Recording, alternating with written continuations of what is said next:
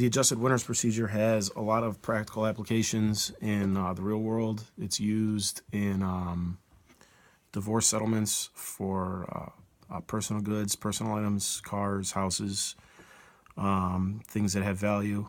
It's also used in the corporate world. Corporations that are buying another corporation out, or two corporations which are merging. Oftentimes they'll use this procedure to figure out who has the value or what item goes where during the transfer of the ownership. That's it.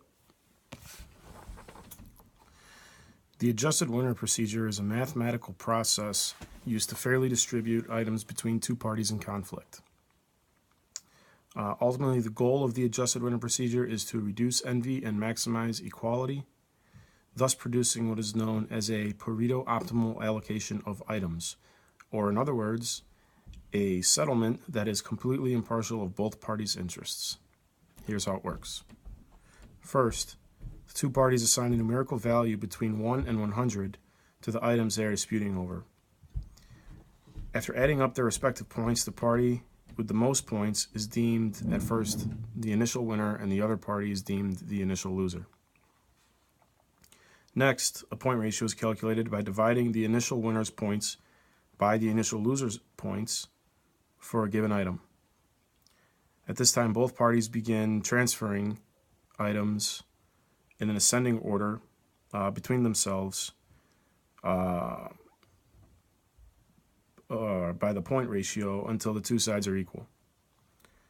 If an item remains, it is considered a shared item. To solve this problem, use algebra to determine the fractional ownership of the item by equating the ascribed value by each party at the beginning of the problem.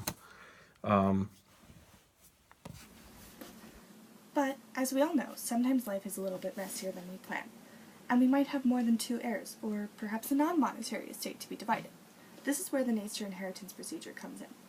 The Naester inheritance procedure, talked about in section 13.2, is useful because it uses only 4 steps to make sure that multiple heirs, anything over 3, feel like they all got more than their fair share. The first step is that every heir will place a bid. This bid is then placed in what's called a kitty, which is basically just a large pot of bids. The second step is that the highest bidder receives the item.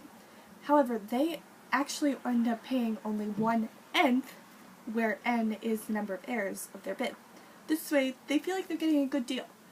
The remaining bid is divided up between all the other heirs, who receive it evenly. This way, everyone receives either a monetary or a non-monetary compensation for their bids. Chapter 13, Section 3 is called Fair Division in Organ Transplant Policies. In 1984, the U.S. Congress passed the National Organ Transplant Act and established the Organ Procurement and Transplant Network, otherwise known as OPTN. The goal of OPTN was to increase the equity in the national system of organ allocation. They couldn't decide, however, how to give away their organs in a fair manner. This led to the Fair Division procedure of kidney allocation, which was adopted by OPTN in the late 1980s.